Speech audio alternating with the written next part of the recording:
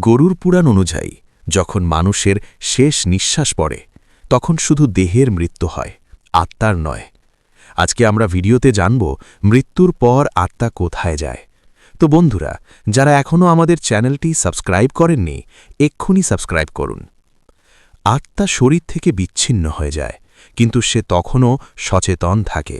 সে দেখে নিজের নিথর দেহ, কান্নারত পরিবার, আগুনে দাহ হওয়া শরীর, কিন্তু কিছুই করতে পারে না।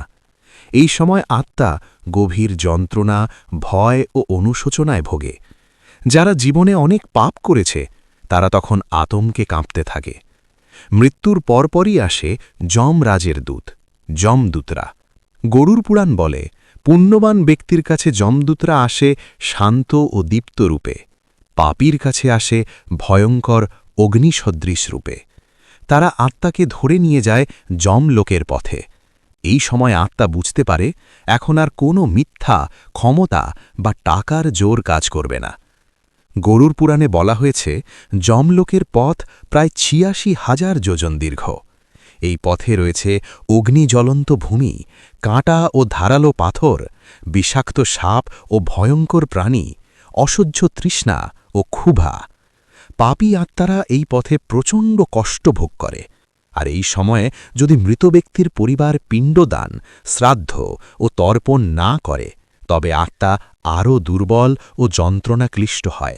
যমলোক যাত্রার সময় আত্মা থাকে সূক্ষ্ম দেহে। এই অবস্থাকে বলা হয় প্রেতযোনি। প্রেত আত্মা ক্ষুধা অনুভব করে, তৃষ্ণা অনুভব করে, কিন্তু কিছু গ্রহণ করতে পারে না। এ কারণেই গরুর পুরাণে বলা হয়েছে পিণ্ডদান আত্মার জন্য অন্নস্বরূপ। অবশেষে আত্মা পৌঁছায় যমরাজের দরবারে। সেখানে উপস্থিত থাকেন চিত্রগুপ্ত, কর্মলেখক। তিনি মানুষের চিন্তা, কথা, কাজ সবকিছুর হিসাব বের করেন। গরুর পুরাণ স্পষ্টভাবে বলে, এখানে কোনো ভুল হয় না, কোনো ঘুষ চলে না, কোনো মিথ্যা গ্রহণযোগ্য নয়। যেমন কর্ম তেমন ফল।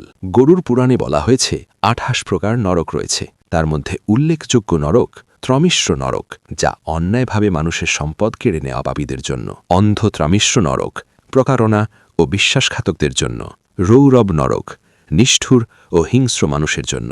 ও কুম্ভে পাক নরক পশু ও মানুষের ওপর অত্যাচারকারীদের জন্য।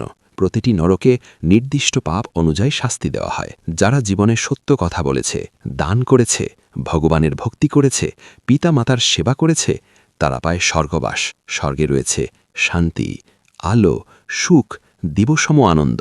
কিন্তু গরুর পুরাণ বলে স্বর্গ স্থায়ী নয়। নরক বা স্বর্গ ভোগ শেষ হলে আত্মাকে আবার পুনর্জন্ম নিতে হয়। মানুষ, পশু, পাখি বা অন্য যোনি সবই নির্ভর করে তার কর্মের ওপর। পুণ্য বেশি উন্নত জন্ম, পাপ বেশি নিম্নজনী। এইভাবেই চলতে থাকে জন্ম মৃত্যুর চক্র। গরুর পুরাণে বলা হয়েছে পিণ্ডদান ছাড়া আত্মা শান্তি পায় না। পিণ্ডদান আত্মার ক্ষুধা নিবারণ করে, যমলোকের পথে কষ্ট কমায়, পাপের প্রভাব হ্রাস করে। এ কারণেই গয়া, কাশী, গঙ্গাসাগর ইত্যাদি তীর্থে পিণ্ডদানের এত গুরুত্ব। গরুর পুরাণ ভয় দেখানোর জন্য নয়, সতর্ক করার জন্য। এটি বলে, অহংকার ত্যাগ করো, সৎ পথে চলো, ধর্ম ও মানবতা রক্ষা করো, ভগবানের স্মরণ করো। কারণ মৃত্যু নিশ্চিত, কিন্তু মৃত্যুর পরের যাত্রা আমাদের হাতেই নির্ধারিত। আজ নয় তো কাল। তো বন্ধুরা, এই ভিডিও থেকে আমরা শিক্ষা পেলাম এই যাত্রা আমাদের সকলের। তাই এখনই সময় পুণ্য সঞ্চয় করার, সৎ জীবনযাপনের এবং আত্মাকে প্রস্তুত করার। তো বন্ধুরা, ভিডিওটি ভালো লাগলে কমেন্টে জয় শ্রী বিষ্ণু লিখতে ভুলবেন না।